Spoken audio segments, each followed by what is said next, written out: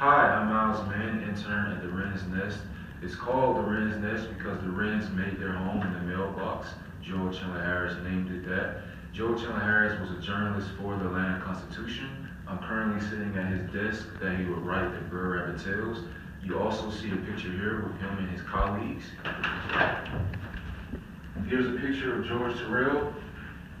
George Terrell was an African-American slave on the Turnwell Plantation, where Mr. Harris worked as a 14-year-old boy for the countrymen. He would hear these tales that were originated in Africa and brought down to him. He passed these tales down through the Atlanta Constitution and wrote numerous tales preserving the regional dialect. He penned these tales from his home in the West End, part of the South Fulton community in Atlanta, Georgia. Hi, I'm Melissa Swindell, the Executive Director here at the Wren's Nest. We welcome groups and school children throughout the week for tours in our home and visitors on the weekends with storytelling on Saturdays.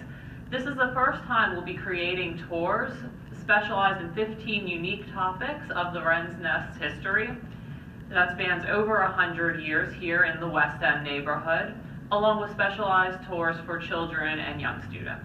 For the past 20 years, our tours have been led by docents. They have been given to adults and children alike. We are creating new tours using 21st century technology while preserving the historic integrity of the Wren's Nest. For my internship project this semester, I chose to research Harris's New Road in the New South. It was one of 15 topics to choose from as we redeveloped tours. The New South movement advocated social progression for blacks and also sectional reconciliation between the North and the South.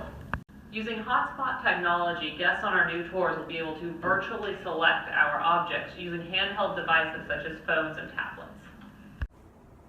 Hi, I'm Meredith Deely. I'm a graduate student getting my master's in museum studies at Johns Hopkins University. I'm also a virtual intern for the Wren's Nest based in Washington, D.C.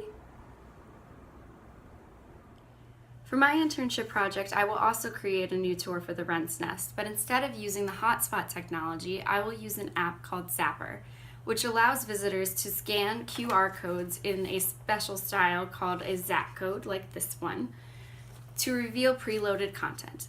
For my tour, these Zap codes will be placed near rabbit objects throughout the house and will reveal content about Joel Chandler Harris and the Wren's Nest. The hope is to create a scavenger hunt style tour that will encourage families and children to come visit the Wren's Nest. I'm from Southwest Atlanta, so hearing these tales surprised me because it is part of my heritage, being told from African American slaves in Middle Georgia. So I was very attracted to the idea of Joel Harris as a writer, someone who preserved these stories, because I feel that more people need to hear about these tales. It's a cultural awareness that I'm trying to help the Wren's Nest reach.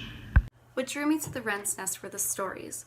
Not just the Brer Rabbit stories, but the compelling stories of the people, the structure, the objects, and the history of the Wren's Nest, all of which are interesting and incredibly diverse. Furthermore, as an English major, I found it troublesome that I had never heard of Joel Chandler Harris before, despite the fact that he was a very famous author during his time, rivaling his contemporary Mark Twain in popularity. He also was a very influential writer. He created a lasting impact on dialect writing and was one of the first authors to anthropomorphize animals in his stories, something that influenced the creation of much beloved characters like Peter Rabbit and Winnie the Pooh. Joel Chandler Harris's legacy deserves to be preserved, and the Wren's Nest is doing fantastic work, especially with tours like this one, to share his stories and the stories of the Wren's Nest. The Wren's Nest is asking United Way Spark Prize to invest $15,000 for our series of new tours.